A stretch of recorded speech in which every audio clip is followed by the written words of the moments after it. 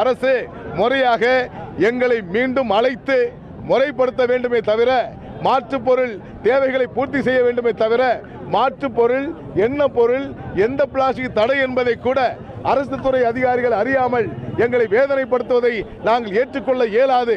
அந்த வகையில்தான் எங்களுடைய உள்ள குமுறல்களை கொட்டி தீர்ப்பதற்கு இந்த சட்டமன்றம் 8ஆம் தேதி அன்று கடைசி நாள் என்ற முறையில் இதை முற்றுகையிடக்கூடிய வண்ணமாக நாங்கள் இருந்திருக்கிறோம்.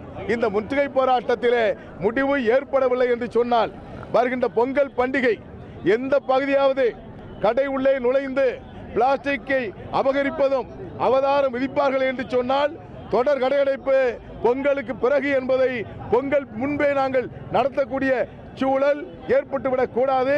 மாண்புமிகு முதல்வர் அவர்கள் உடனடியாக சட்டமன்ற கூட்டம் மதிய வேளையிலாவது எங்களை அழைத்து பேசி எங்களுடைய நிவாரண உதவி செய்யக்கூடிய வகையிலும், அதற்கு மாற்றுப் பொருள் தயாராக ஆன பிறகு முழுமையாக எந்த பிரச்சனையும் கையில் எடுக்க வேண்டுமே தவிர, இன்று எந்த மாற்றுப் பொருளும் இல்லாத சூழலில் வணிகர்களும் தன்னுடைய கடைகளை பூட்ட வேண்டிய நிலைக்கு தள்ளப்பட்டிருக்கிறார்கள். ஆகவே தமிழக அரசு எங்களுடைய போராட்டத்தை வேடிக்கையாக பார்க்க வேண்டாம், ஏளனமாக பார்க்க வேண்டாம். போர்க்கால அடிப்படையில் முடிவு வரப்பட வேண்டும். இல்லை என்று சொன்னால் எங்களுடைய அடுத்த கட்ட போராட்டம் தொடர் கடையடைப்பு என்பதிலே மாற்று இல்லை.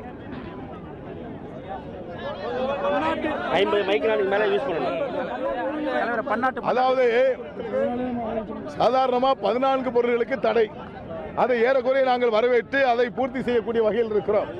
ஆனால் பன்னாட்டு நிறுவனங்கள் ஒரு முறை பயன்படுத்தக்கூடிய கார்பரேட் கம்பெனியுடைய நிறுவனத்தினுடைய பிஸ்கெட், சாக்லேட், அவங்களுடைய பேக்கிங் அத்தனையும் விற்பனை செய்யலாம்.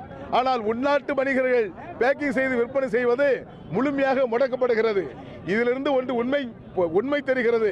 அமெரிக்கா தலைமையிடமான வால்மார்ட் போன்ற நிறுவனம் இங்கு ஆட்சி செய்கின்றவர்களை கையில எடுத்திருக்கிறார்கள் என்ற உண்மை தகவல் வெளிப்படுத்தி கொண்டிருக்கிறது. அது இல்லை என்ற தகவல் வர வேண்டும் என்று சொன்னால், உள்நாட்டு வணிகர்களையும் உள்நாட்டு உற்பத்தியாளர்களையும் உள்நாட்டு விற்பனையாளர்களையும் அரசு பாதுகாப்பதற்கு போர்க்கால அடிப்படையில் நடவடிக்கை எடுக்க வேண்டும் என்பதை நாங்கள் வலியுறுத்துகிறோம். இந்த பிளாஸ்டிக் ஆரம்ப கட்டத்தில் சிரமமா இருந்தாலும் போக போக சரியாயிடும். இது வரவேற்கிறதா? அதாவது 14 பொருள்களை மாற்றுவதற்கு நாங்கள் முழுமையாக அவருடைய ஒத்துழைப்பு செய்து கொண்டிருக்கிறோம். ஆனால் பிபி கவர் எந்த பிளாஸ்டிக் பொருளும் உள்ளே இருக்கக்கூடாது என்று தடை என்பது அரசே போடவில்லை. ஆனால் அதிகாரிகள் அங்கங்கே போட்டிருக்கிறார்கள். 2022 நாடு தழுவிய அளவில் இதற்கு மாற்றம் வர வேண்டும் என்று மத்திய அரசு வலியுறுத்துகிறது. டிசம்பர் 31 உள்நாட்டு நிறுவனங்கள் பிளாஸ்டிக் உற்பத்தியாளர்களை நிறுவனங்களை மூடி வேலை இழப்பு செய்யக்கூடாது என்பதை மத்திய அரசு தெளிவாக அறிவித்திருக்கிறது.